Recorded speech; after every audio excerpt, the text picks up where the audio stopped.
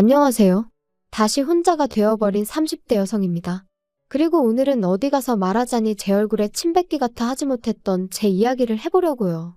사실 친정어머니가 살아계셨다면 어머니를 잡고 하소연이라도 했을 텐데. 아니 어쩌면 애시당초 이런 결혼은 하지 않았을지도 모르죠. 물론 제가 그렇다고 친정아버지를 탓하는 것은 아닙니다. 모든 건 결국 제 선택이었으니 감히 누굴 탓하겠어요. 다만 친정어머니가 계셨다면 길이 아닌 곳으로 가는 저를 한 번쯤 잡아주시지 않으셨을까 하는 아쉬움이 있는 게 사실이에요. 남편하고는 대학교 때부터 알고 지내던 사이였습니다. 가까운 사이는 아니었지만 같이 있으면 시덥잖은 농담은 주고받을 정도의 친구로서 말이죠. 하지만 대학을 졸업하고 각자 사회생활을 시작한 이후로는 한동안 서로의 소식조차 모르고 지냈어요. 사는 곳도 멀고 하는 일도 워낙 다르다 보니 만날 일이 없었거든요. 그런데 그런 저희가 다시 만나게 된 건 친구 아버지의 장례식장에서였네요. 좋은 일로 만난 것도 아니다 보니 안부를 묻는 것외엔 별다른 대화를 나눌 수가 없었어요. 그래서 비록 헤어질 때 연락처를 교환하긴 했지만 다음을 기약한다거나 그럴 수도 없었죠. 그러니 제가 남편과 특별한 사이로 발전하게 될 거라곤 더더욱 생각지 못했는데 남편은 아니었답니다. 이후로 걸핏하면 제 생각이 나더래요. 그리고 그래서였는지 남편은 심심하면 한 번씩 연락을 해오고 만나자 하고 나름대로 적극적으로 다가오더라고요.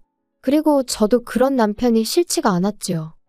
총 2년을 사귀었는데 경제적인 면에서만 따져보자면 받는 연애보단 퍼주는 연애를 했어요. 남편은 성실하고 착한 사람이었지만 능력이 있는 사람은 아니었거든요. 반면에 저는 일단 친정아버지가 임대사업으로 돈도 잘 버셨고 저도 프리랜서로 일찍이 일을 시작해 어느 정도 자리를 잡았던 상황이라 단순하게 생각했어요. 남자 여자 그런 걸 떠나서 돈은 있는 사람이 쓰면 되는 거고 중요한 건 사람 됨됨이라고 말이죠.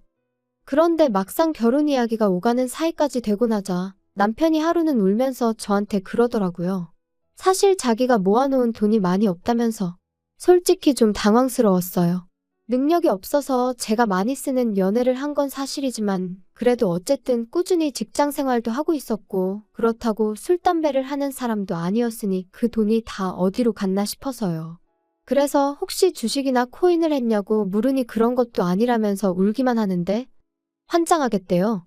결국 제가 좀 제대로 이야기를 해보라고 운다고 뭐가 달라지냐며 남편을 거의 다그치다시피 했어요. 그리고 그제서야 한다는 말이 자기 집안이 형편이 많이 안 좋답니다.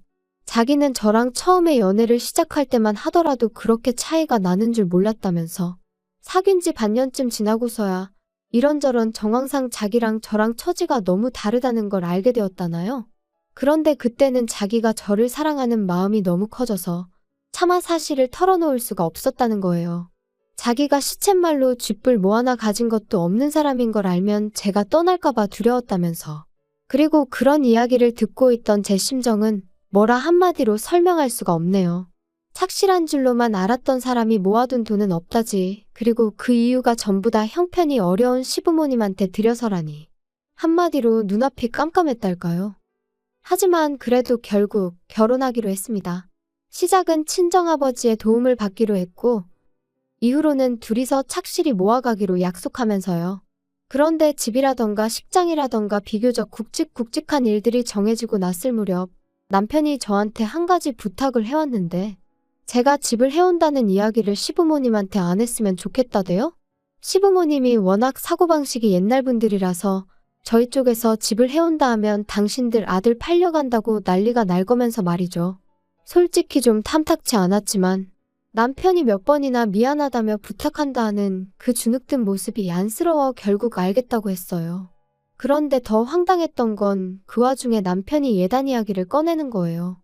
그래도 시부모님 옷 한 벌은 해드리고 신우 가방 하나는 챙겨줘야겠지 않냐 그 정도는 기대하시는 것 같다 그러면서요. 어이가 없더라고요. 나는 집까지 해가면서 말도 못하고 금반지 하나 해준다는 소리도 못 들었는데 그래서 이런 와중에 이거저거 입맛대로 다 따져야겠으면 결혼 자체를 다시 생각해보자 했습니다. 내가 당신 하나만 보고 하는 결혼인데 벌써부터 이래저래 시부모님 기분까지 다 맞춰드리라고 하니 부담스럽고 불편하다고요. 그러니까 남편이 자기가 생각이 짧았다며 미안하다고 바로 꼬리를 내리대요? 그래서 처음이자 마지막이라고 한 번만 참아주기로 했죠. 지금 생각해보면 그냥 그때 헤어졌어야 하는데. 아무튼 그렇게 저희는 결혼을 했고 친정아버지께서 마련해주신 20평대 아파트에서 신혼살림을 시작했습니다. 남편이 자기는 아파트에 처음 살아본다면서 너무 좋다 소리를 연신해댔고 집들이 때 오신 시부모님도 집 좋다 소리를 연발하시대요.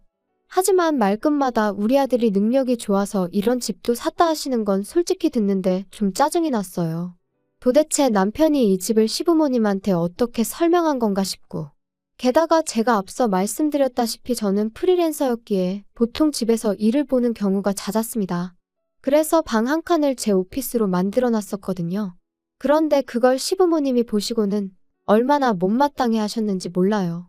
남편 잘 만나서 팔자도 좋다며 집에서 탱자탱자 노는 주제에 방까지 떡하니 차지를 했냐고 싫은 소리를 해대셨으니까요. 그래도 어떻게든 이해하고 참아보려 했어요. 옛날 분이시고 이미 제가 하는 일이 뭔지 몇 번이나 말씀도 드렸었지만 애시당초 들을 생각이 없으신 분이셨으니까요. 그리고 사실 그런 어머님의 오해보다 저를 더 힘들게 한 건 언젠가부터 어머님이 연락도 없이 수시로 저희 집을 찾아오기 시작하셨다는 거예요. 물론 당시 시댁 식구들이 살던 집이 문제가 있기는 했어요.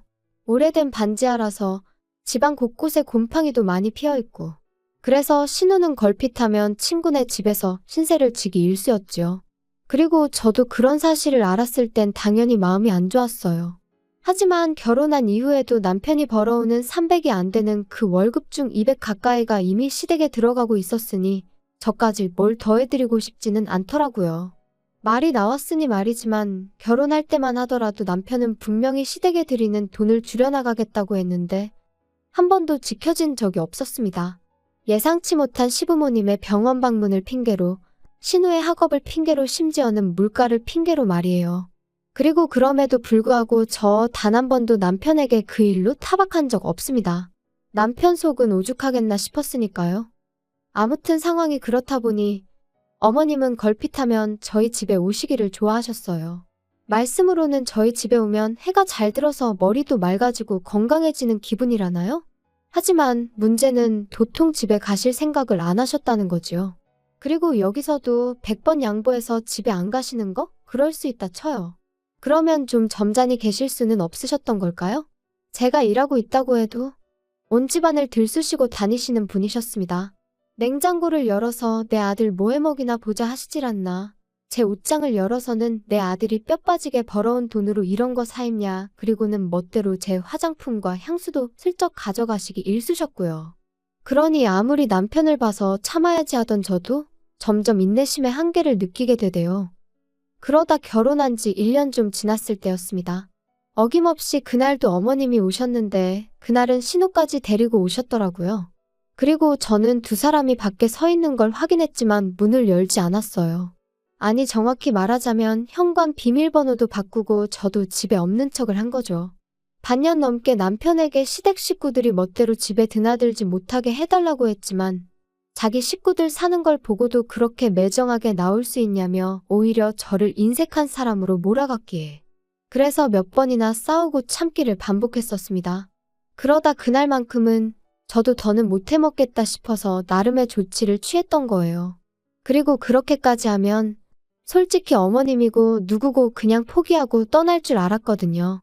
그런데 좀 있다 웅성거리는 소리가 나더니 드릴 소리라고 해야 하나?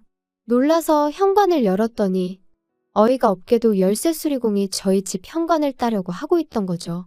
그 사람도 놀라고 저도 놀라고 황당해서 이게 무슨 경우냐니까 어머님과 신우가 적반하장으로 나왔습니다.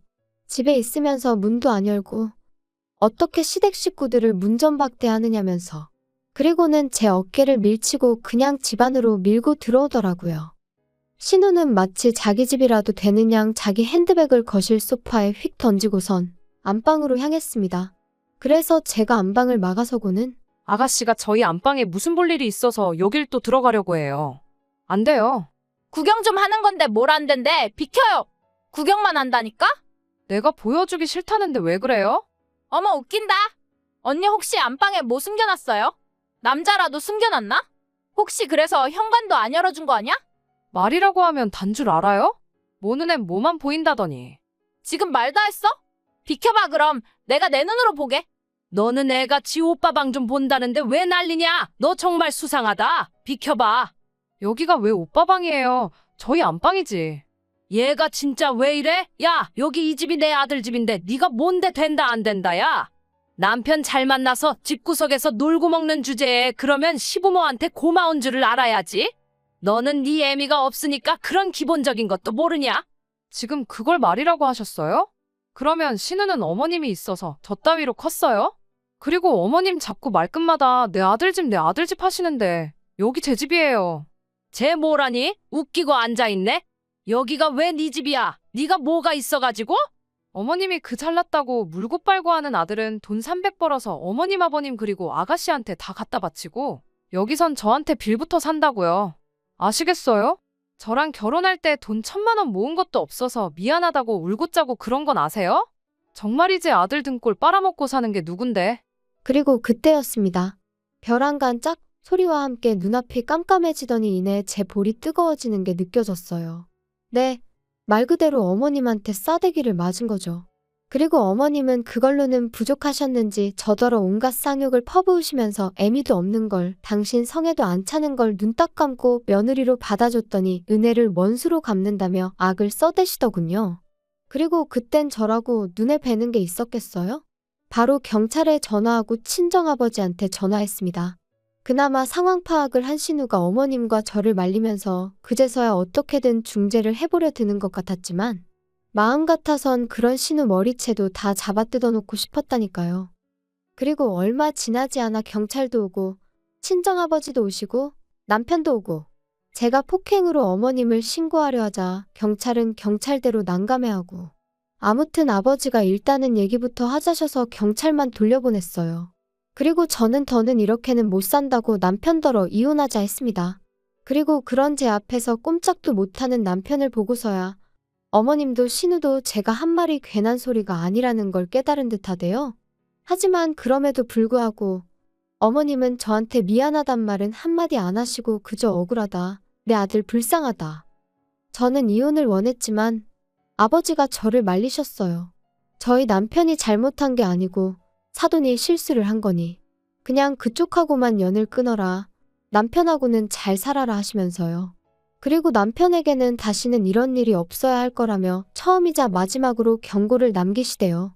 사실 그간에도 제가 시부모님이나 신우로 속상한 일이 있으면 미주알 고주알까지는 아니어도 그냥 힘들다는 정도는 아버지한테 털어놓곤 했었는데 그때마다 아버지는 그래도 남편한테 싫은 소리는 한 번도 하신 적이 없으셨습니다. 장인이 사위한테 자꾸 싫은 소리 해봤자 저희 결혼 생활에 좋을 것도 없고 나중에 결정적일 때는 당신 말이 별로 효과가 없을 거라면서 말이에요.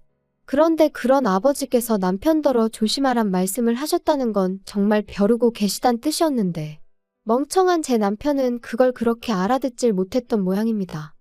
남편은 저에게 시부모님과는 왕래하지 않아도 좋다 했고 저는 그 말을 철석같이 믿었습니다. 그래서 남편과 결혼 생활을 이어가기로 했고요. 그런데 그 일이 있고 몇 달 뒤 아버님이 돌아가셨어요. 하루아침에 심장마비로 말이에요. 그리고 황망한 아버님의 죽음 앞에 그때만큼은 어머님에 대한 미움이고 뭐고 그런 개인적인 감정을 떠나 제 할 도리는 해야겠다 싶대요.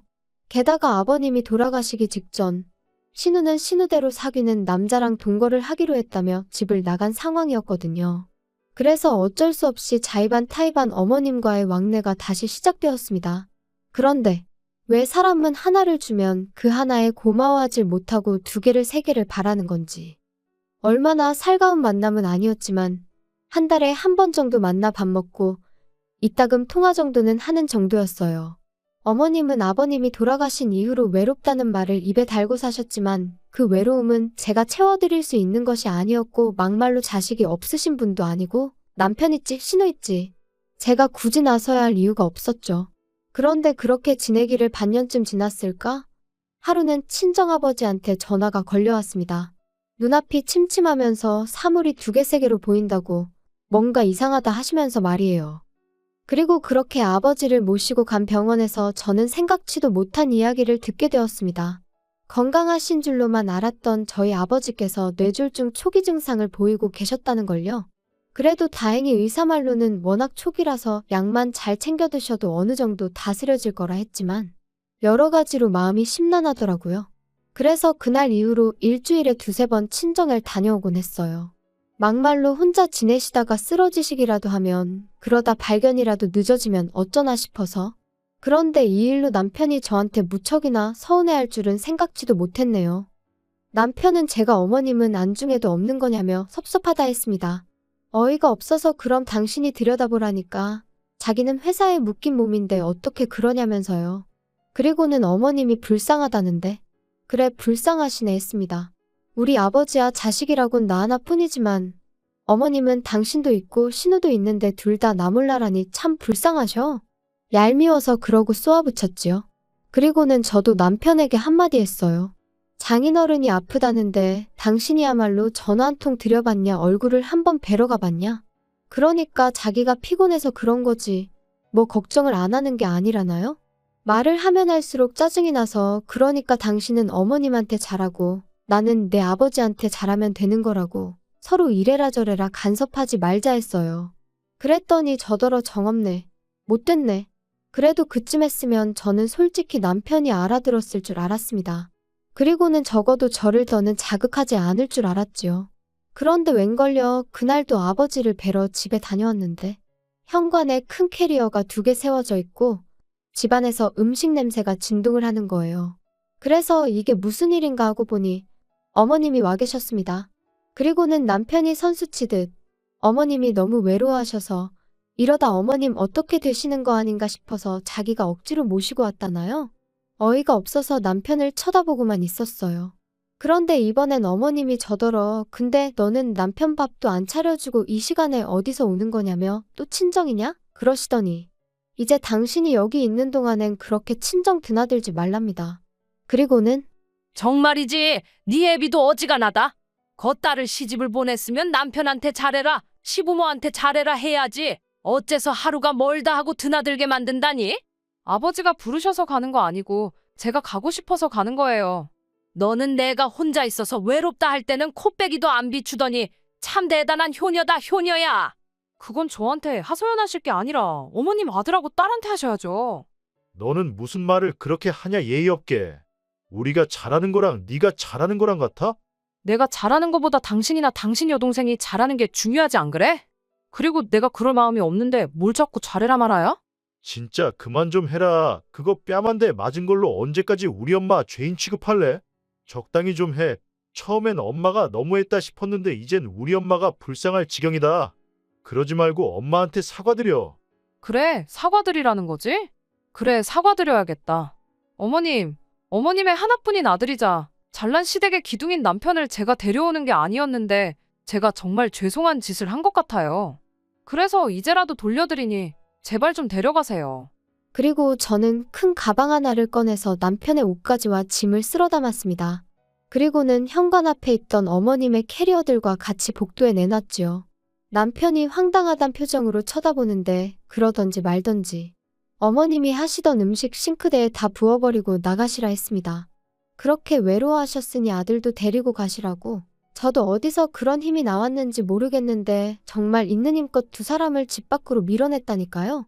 그리고는 저도 저대로 짐 챙겨서 아예 친정으로 가버렸어요. 그리고 이튿날부터 남편과 어머님이 번갈아 가며 연락을 해왔는데 아주 자기들끼리 용서를 해준다고 했다가 또 자기들이 뭘 그렇게 잘못했냐고 했다가 이랬다 저랬다 말 바꿔가며 사람을 얼마나 귀찮게 하던지요. 하지만 남편에게는 변호사 통해서만 이야기하자고 통보해놓고 이후로 정말 그렇게 했어요. 그러니까 남편도 처음엔 난리를 치더니 나중엔 방법이 없다 싶었는지 순순히 이혼해주겠다대요. 아마 자기도 변호사 만나보고 방법을 찾아보려 했겠죠. 그런데 없었겠죠. 애시당초 자기가 이 가정에 기여한 바도 없고 제가 위자료 내놓으라고 안 하니 그것만으로도 어쩌면 감지덕지였을지도요. 아무튼 그래서 이제 남남이 되었고 어머님은 그제서야 당신이 미안했다면서 뭐 우리 이제 다 내려놓고 처음부터 다시 시작해보자는 무슨 말 같지도 않은 소리를 하시던데 제가 그런 말이 귀에 들어오기나 했겠어요? 그냥 지치고 지겹고 힘들다고 그만 괴롭히시라 했네요. 제가 내린 결정에 후회는 없습니다. 미련하리만치 남편을 품어주고 최선을 다했으니까요. 이제 이 글을 마지막으로 제 인생에서 남편이고 시댁 식구들이고 제 기억 속에서 날려버릴 겁니다.